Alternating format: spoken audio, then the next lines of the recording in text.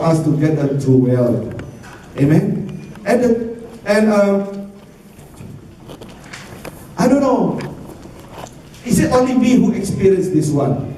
But in our family and in my wife's family, we have seen a lot of things. We knew a very nice relative of us who always helped us. But when he started his business, right, now he didn't have time for us anymore. And it's like he's very distant, not only from us, but from our other relative of him. Very distant, because of now he got his business, right? He got his project, all these things, suddenly he become very distant. How many of us experience this thing, right? That money can cause division in your family member, among the husband and wife. How many of us experience that? No? Nobody here? I think a lot of us experience that, right? What is one of the highest reason of divorce? Girl. Okay. How about the other one? Money. Money. Yes. Money is one of the reason of divorce. Amen. Is there any problem in Shaddai caused by money? No. Right? Money causes a lot of problems everywhere, including us. Right? We are not exempted from it. And you know what? I already told some of the story, but I know a guy, a friend of mine, and he is in the at the time Singles for Christ. So he's very, he's a Christian man, right? He's a Christian guy, very active in the church. And one day, I read a newspaper, and I discovered in the newspaper, his name is mentioned, that he was accused that he ran away with the lottery, the winning lottery ticket. He bought the lottery ticket for his co-workers. He was in the nursing home, right? He was in the nursing home, and usually people pull the lottery ticket, right? So he bought for them, and then they accused him of getting the money. The reason why they say that, because the next day they overheard, oh, there's a winner already for this lottery, and he was not there, absent for a few days. And you know what happened? You know what happened? You know what happened to him? His co-worker sued him. His co-worker sued him because they thought he ran away with his winning lottery ticket. So, and then I met him by accident, maybe in a month. So I said, is it true? Is it true that you ran away with the winning ticket? I'm really curious, And they said, no. It's because he was sick. He was sick, he didn't go to work the next day, and right away, his co-worker jumped to his conclusion. Amen. So the money brought the worst in us. Amen. Right? So that's why Jesus said, right?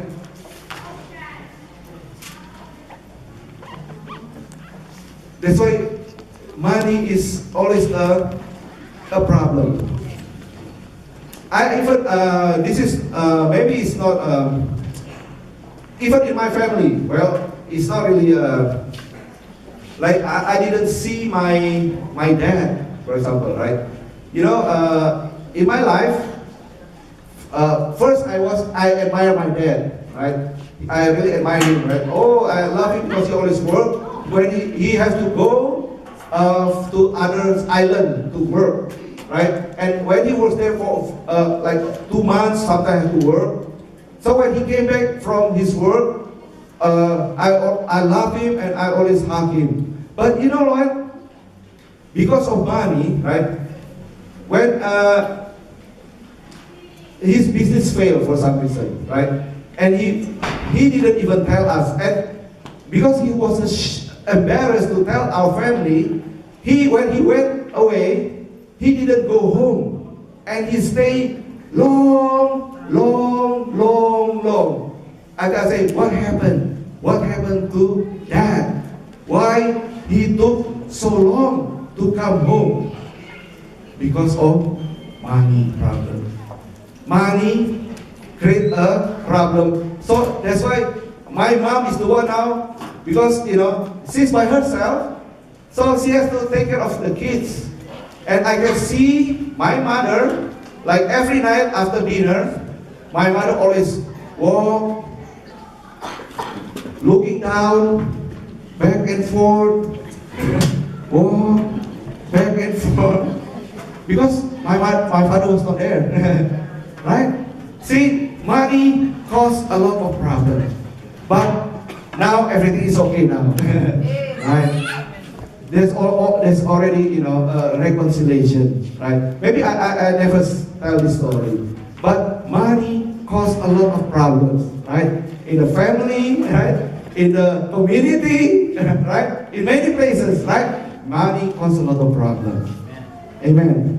And it's a stumbling block for us to focus on the kingdom of God. Amen. Praise God.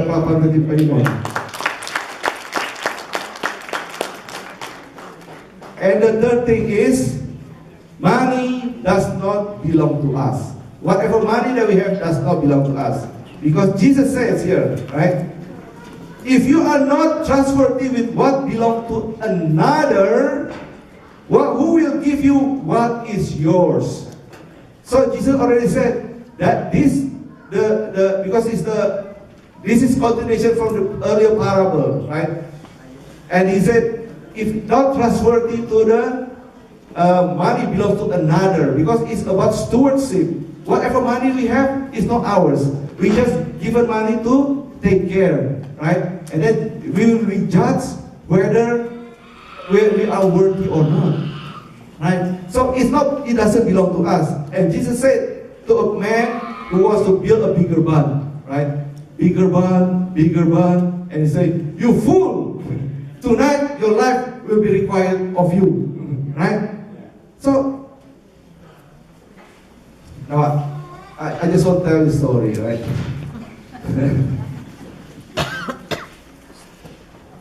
This is a man. He was very stingy.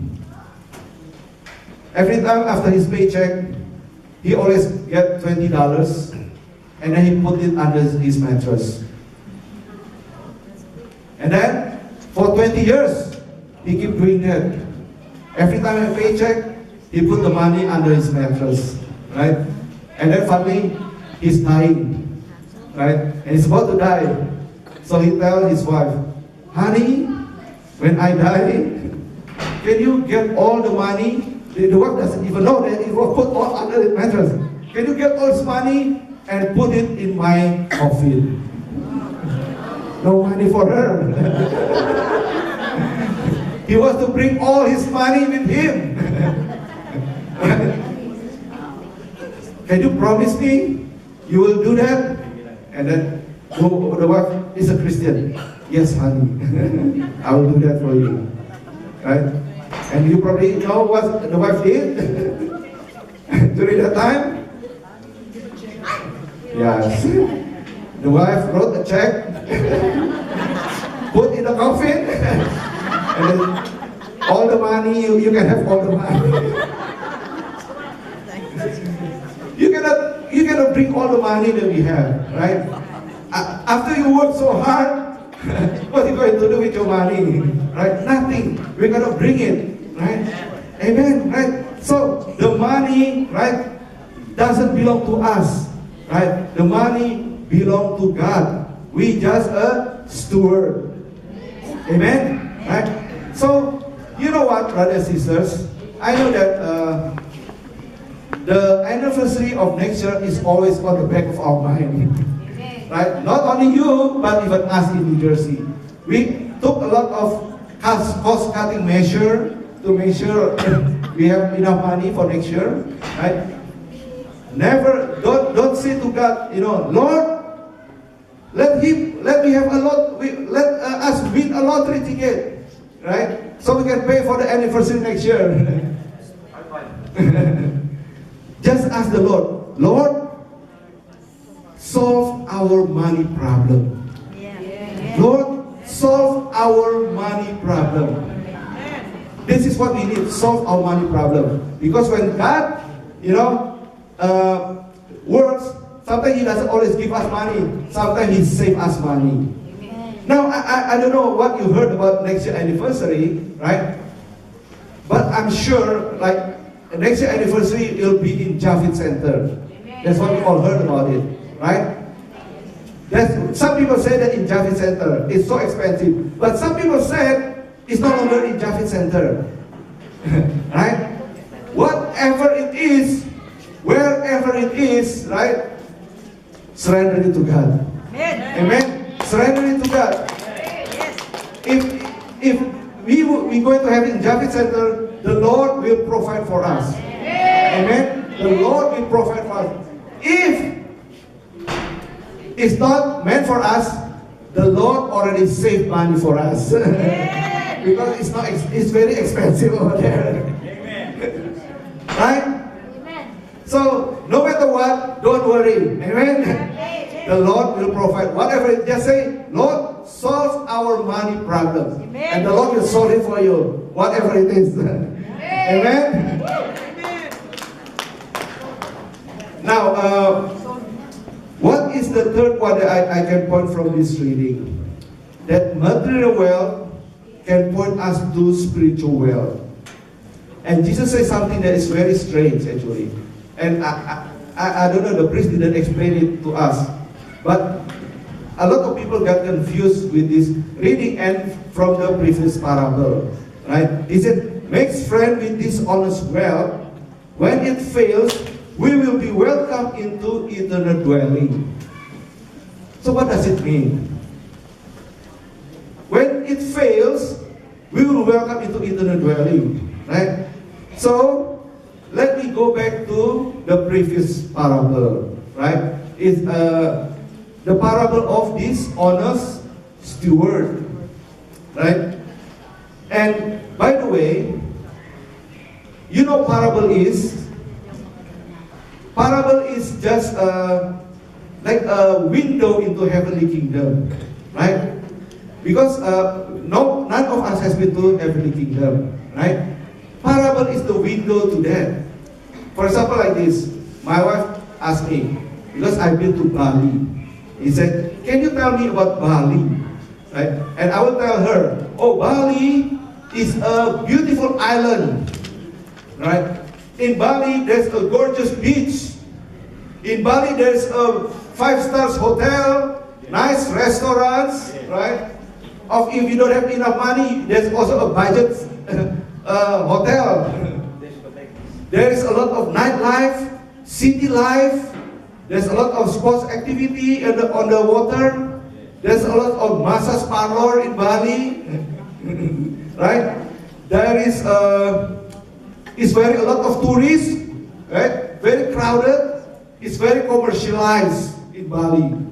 And then my wife, because she's from Aklan, oh, it's like Boracay, right? Because in Boracay it's almost the same thing, right? As a lot of all these things that I mentioned, but they are not the same. Because Bali is much bigger island.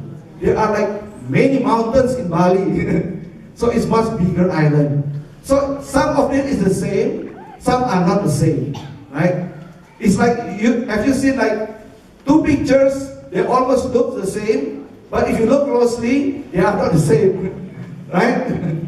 So, but parable is like that. Parable gives you a window to heaven, right? Looks the same, but it's not the same. And the difference, if you notice, there are difference at this parable about our life and the life of the parable. That is the key to understand the parable. Amen. Amen? That's the key to understand the parable. So for example, you heard this in the parable of this honest steward. And you already know it. I know you already remember it by heart, right? I will ask you, what is in that parable that is so strange that doesn't usually happen in our life today? And you know the story, right? The parable of the dishonest wealth. A servant caught by the master swindling the money. So the master asked for this accountability of this steward. And then the steward scared, right, to give accountability. So he started doing a lot of things behind the back of his master. Make a lot of deals, right? So he said, if I'm fired, then I can have place to stay at least, right? And then finally the master, what did master do? He praised the guy. So which one among it that is out of ordinary? Which one, whether it's the master who caught the guy stealing and asked for this accountability, or is it when the guy tried his best, make a lot of deals so he can get a place to stay after he's fired, or when the master found out about what happened, the master praised him? Which one that is so strange? That doesn't usually happen in this world. The third one, right? The third one. So the third one is you don't see that in this world like that, right? And this is the key to understand this parable, right? So what is that? That they make this treasure that was even the master praised what he's doing, because as you know, this parable is it about our wealth here? No. What is about? It's about the true wealth, right? It's about the true wealth, right? And the true wealth that Jesus said that the moth cannot destroy, the rust cannot destroy, the thief cannot steal. So it's a permanent wealth. What is that wealth, brother and sister? What is that wealth that is Jesus talking about? Mansion? Everlasting life. Everlasting life? Come on, 23 years of service in the ministry. What is that wealth that he's talking about? Salvation. Salvation. Okay. Getting closer. You know what is the treasure? It's God Himself. He is our true treasure. I mean, you can get, of course, everlasting life. You can get your salvation. But if you draw near to God, He will draw near to you, and you have everything that you need. Amen. You will have your peace of mind, right? No problem in next year. You have joy in your heart, right? I like this song. I should ask to sing that, but it's okay. Joy in the house, right? You have joy in your heart. You experience miracle. Miracles are forever, right? You experience blessing upon blessing, right? You don't lack in anything, right? Right? We always have food to eat 3 times a day, right? You will have everlasting life. Whenever you have God, you have everything that you need. Brothers and sisters.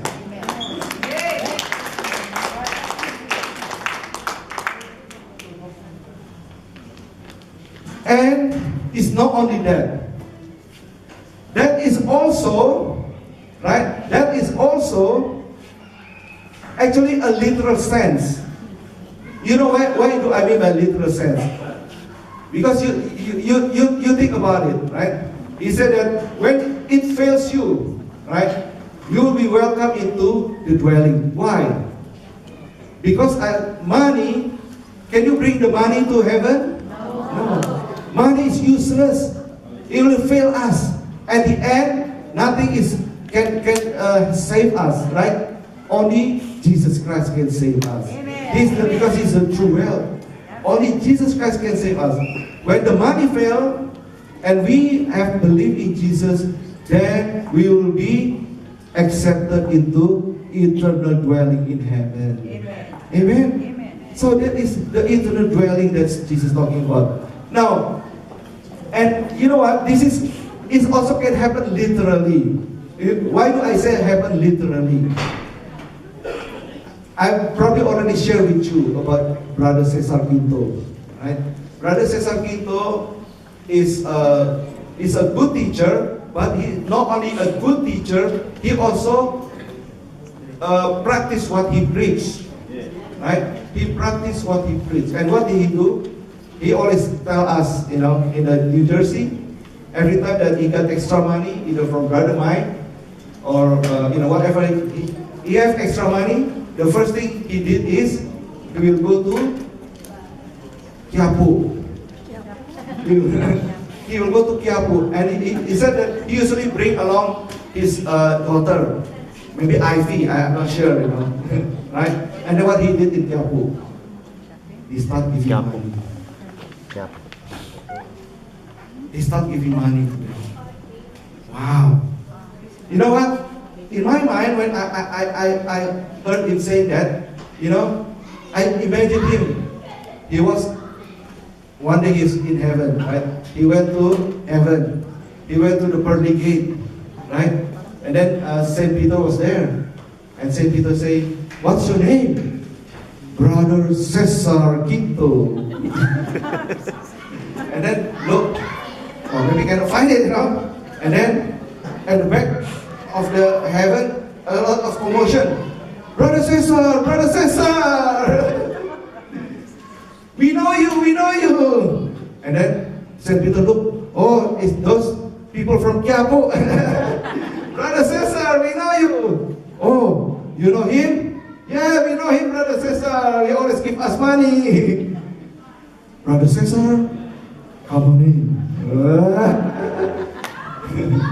You know what? His word inspired me, brothers and sisters. His word inspired me. So now every time, like if there is something, what happened? Oh, problem in the Middle East. Christian have problem. I try to, whatever I can give, money, right? Oh, there's a problem. Hurricane problem. Need donation. Okay, a little bit money.